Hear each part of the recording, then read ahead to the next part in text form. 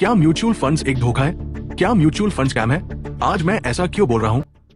अभी आप इंटरनेट पर जितने भी लोगों को सुनोगे सब बोलेंगे म्यूचुअल फंड सही है। इंटरनेट पर एड्स आती है, भैया म्यूचुअल फंड सही है। बड़े बड़े सेलिब्रिटीज ऐड कर रहे हैं कि म्यूचुअल फंड सही है, पैसा लगाओ। आप धोनी को देखते हो, आप सचिन तेंदुलकर को देखते हो, अब तो आप रोहित शर्मा को भी देखते हो। ये आपको बोल रहे हैं कि म्यूचुअल फंड्स में पैसा लगाओ। ओके, इन्हें पैसा कौन दे रहा है और क्या इसमें इनका कुछ फायदा है? आपका क्या कोई नुकसान है जो आपको पता नहीं है अभी तक? आप कहोगे नहीं यार, म्यूचुअल फंड में तो रिटर्न बनती है। लॉन्ग टर्म में इन्वेस्टमेंट मैंने किया म्यूचुअल फंड में और मुझे दिख रहा है कि मैं एसआईपी करता जा रहा हूं और कुछ ना कुछ रिटर्न बन रही है। और हर बंदा इंटरनेट पर खोल के दिखा देता है एसआईपी कैलकुलेटर। देखो, इनकी वेबसाइट पर भी होगा। तो अगर मैं म्यूचुअल फंड कैलकुलेटर पे क्लिक करूं तो सबसे पहले इस तरीके का हर कोई आदमी आके कैलकुलेटर खोल देगा, से कैलकुलेटर, और आपको बोलेगा आप अगर यहां पर 000 से भी इन्वेस्टमेंट करोगे तो आपके पास लाखों करोड़ों रुपए हो जाएगा। ओके, और हमें लगता है कि म्यूचुअल फंड सही है, हम पैसा लगाना शुरू कर देते हैं। अब मैं आपको दिखाता हूं कुछ इंटरेस्टिंग। बड़ा ध्यान से देखिए, इस तरीके के कुछ आर्टिकल्स इंटरनेट पर आए थे। हो सकता है आपने ना पढ़े हो कि ऐसा क्यों हुआ। भाई, आपकी म्यूचुअल फंड परचेस जो आपने 4 जून को करी थी वो सेम डे गई नहीं। इससे क्या फर्क पड़ता है? ये 4 जून हम पिछले साल की बात कर रहे हैं, जब इलेक्शन के रिजल्ट आए थे तो उस दिन मार्केट एकदम से क्रैश हुई थी। ऑल्दो मैं आपको लेटेस्ट डाटा नहीं दिखा सकता, बट यहां पर मैं आपको चार्ट दिखा सकता हूं क्योंकि अब ये 1 साल पुराना चार्ट है। तो यहां पर आप देखिए, आपको क्लियरली दिख रहा है उस एक दिन के अंदर मार्केट लगभग 8% गिरी थी। 8% गिरी थी। अब मैं इंटरनेट पर रेडिट पर गई, सारे लोगों को पढ़ रहा था। लोगों ने अपने फीडबैक दिया है कि मुझे एनएवी की जो डेट है 4 जून की जगह 5 जून की मिली है। अब इससे कितना ही फर्क पड़ता है।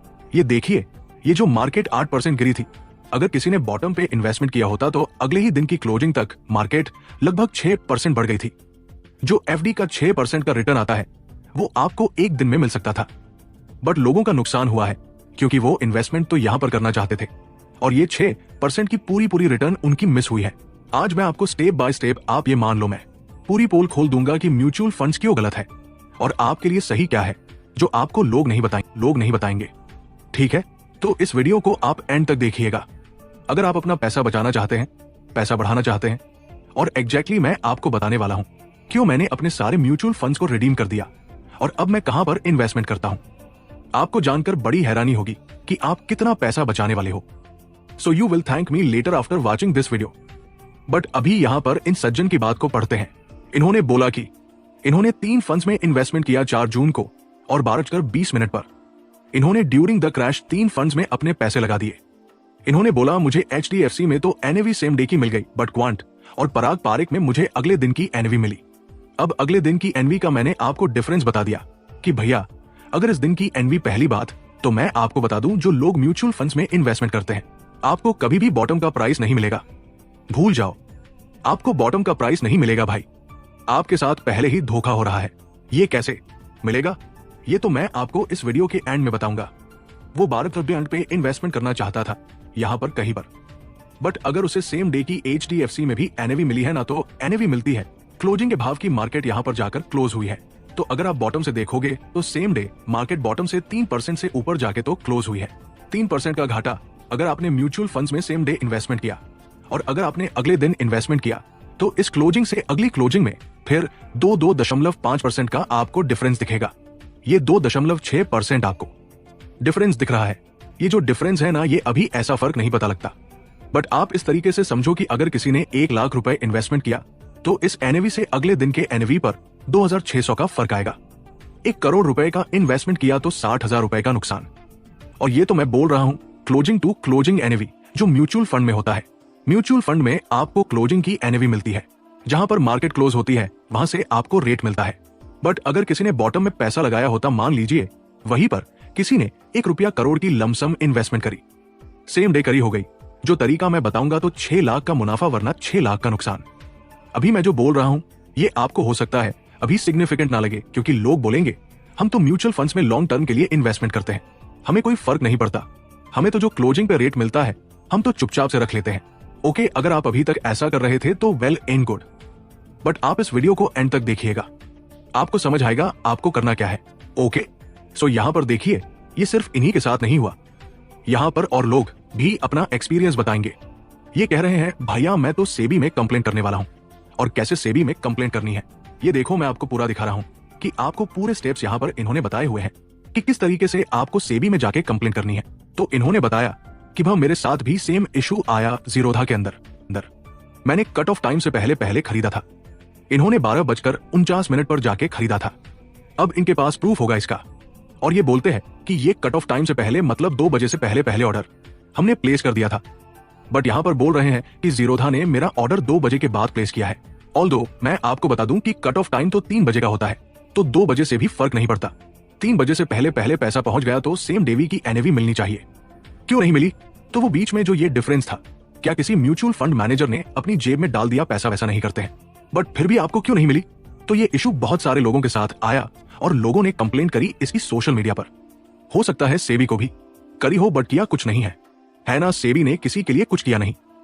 ऐसा कोई भी मुझे केस नहीं दिखा जहां पर लोगों को यह बोला गया कि ठीक है जी, हम आपको पिछले दिन की एनएवी दे रहे हैं। लोगों को बोला गया तुम्हारी ही गलती है, तुमने म्यूचुअल फंड में इन्वेस्टमेंट की है। एनीवे, सो मैंने आपको यहां पर एक चीज बताई अभी कि आपको सेम डेवी की एनएवी नहीं मिलती। अब आपको करना क्या है और क्या चीज सस्ती पड़ेगी इसे समझते हैं। ठीक है, तो मैंने अपने सारे म्यूचुअल फंड्स को रिडीम क्यों किया? क्योंकि मैं सिंपली एनएसई की वेबसाइट पर गया, सिंपल एनएसई ईटीएफ आप डाल दीजिए। सो नेशनल स्टॉक एक्सचेंज के ऊपर जितने भी ईटीएफ लिस्टेड है वो आपको यहां पर दिख जाएंगे। अब ईटीएफ क्या होते हैं? ईटीएफ भी म्यूचुअल फंड ही होते हैं। पहले तो मैं आपको बता दूं, ETF is also a mutual fund. तो ये कुछ चेंज नहीं है, बस सस्ता है। और इसका सबसे बड़ा फायदा क्या है? इसकी फुल फॉर्म में इसका फायदा है। ईटीएफ की फुल फॉर्म होती है एक्सचेंज ट्रेडेड फंड, तो ये एक्सचेंज पर ही ट्रेड होता है। अब चलते हैं, आप निफ्टी को खरीदना चाहते थे, मैं यहां पर निफ्टी 20 पर चला जाता हूं और जितने भी म्यूचुअल फंड्स में आप इन्वेस्टमेंट करते हो उन ज्यादातर म्यूचुअल फंड्स के ईटीएफ अवेलेबल है। सो हम थोड़े से पुराने डाटा पर ही जाएंगे, लेटेस्ट डाटा पे बात नहीं करेंगे।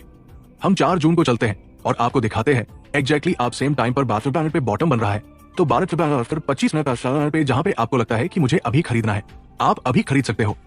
ये देखिए, तो ये हम आ गए ईटीएफ के 4 जून के चार्ट पर। अब आप यहां पर देखिए, ये सुबह से मार्केट जब गिरी तो ईटीएफ का प्राइस भी गिरना शुरू हुआ और वही 12:20 के आसपास इसने भी बॉटम बनाया। अब आप यहां पर बॉटम पे खरीद सकते थे। आप ईटीएफ जब भी खरीदना चाहते हो, आप बाय और सेल दोनों जो प्राइस ट्रेड हो रहा है उस ट्रेड होते हुए प्राइस को देखते हुए आप अपना बाय और सेल ऑर्डर मार सकते हो। तो अगर किसी को यहां पर खरीदना था और आपको मान लीजिए लिमिट ऑर्डर मारना था, तो आप यहां पर जाते और आप यहां पर प्राइस डाल देते लिमिट का कि मुझे 237 का प्राइस आएगा, तो मुझे यहां पर मान लीजिए आपको 1000 क्वांटिटी खरीदनी है, तो आप वो डाल सकते हैं कि मुझे कितनी क्वांटिटी खरीदनी है, आप खरीद सकते थे। सो यहां पर एक्सचेंज ट्रेडेड फंड में फायदा क्या होता है? प्लीज का प्राइस आएगा तभी आपका ऑर्डर लगेगा, वरना नहीं लगेगा। तो मन चाहे किसी और के प्राइस पे खरीदने की जगह मैं अपने प्राइस पे खरीद रहा हूं। आप बाजार में जाते हो, फल सब्जी भी लेने जाते हो, तब भी अपना भाव लगाते हो ना। आपको पता होता है आप किस रेट पे खरीद रहे हो।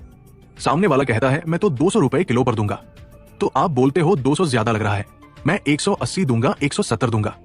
तो वहां पर आप मोल भाव करते हो।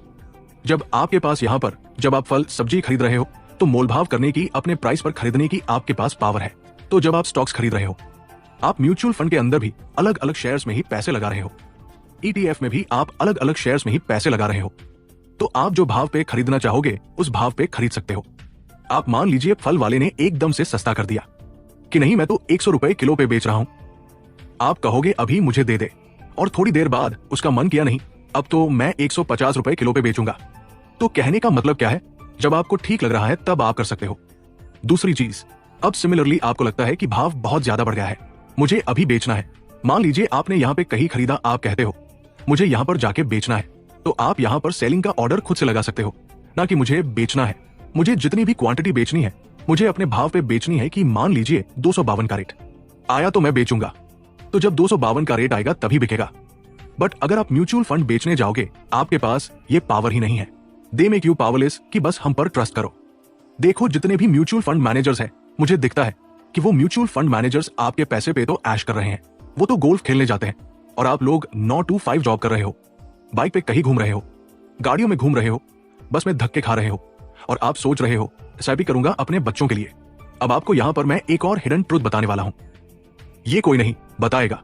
आप स्क्रीनर पर जाइएगा, आप म्यूचुअल फंड स्क्रीनर पर जाइए, स्टार्ट स्क्रीनर पर स्क्रीनिंग पर क्लिक कीजिए।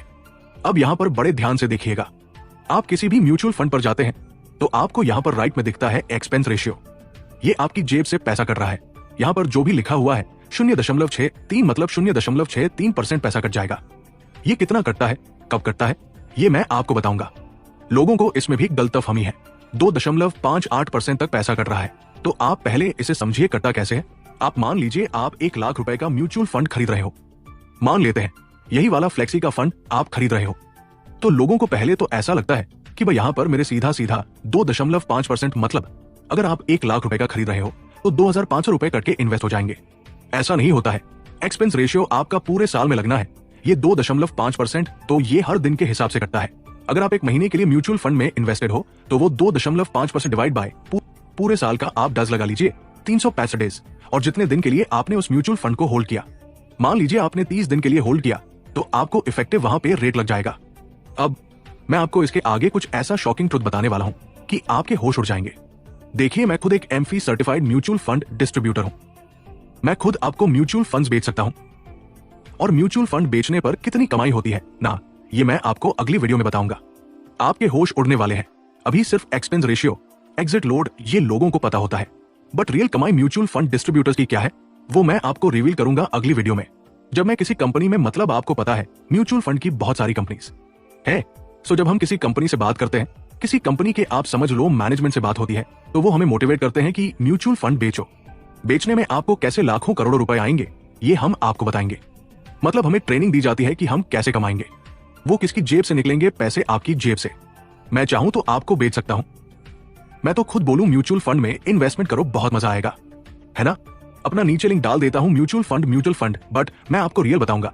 मैंने आपको ETF बताए। ETF सस्ते हैं, इसके अंदर एक्सपेंस रेशियो सबसे कम होता है 0.05%। एग्जाम्पल निफ्टी 20 की बात करी थी मैंने आपको, और अभी आपको मैं दूसरे म्यूचुअल फंड्स दिखाऊं स्क्रीन पर, तो म्यूचुअल फंड्स में एवरेज तो 0.6, 0.7, 0.8 ये तो है ही। 1% का एक्सपेंस रेशियो एवरेज होता है, बट 2.5 से 5% तक जाता है। बट आपको यही नहीं पता कि कटता कैसे है। ये 2% कटेगा कैसे, ये हर साल कटेगा। कैसे कटेगा अगली वीडियो में खुल के डिस्कशन करने वाले हैं। सो आई होप आपको समझ आया होगा कि ETF और म्यूचुअल फंड्स में क्या डिफरेंस है। अगर आपको ETF बेटर लगा तो कमेंट में लिखिएगा ETF।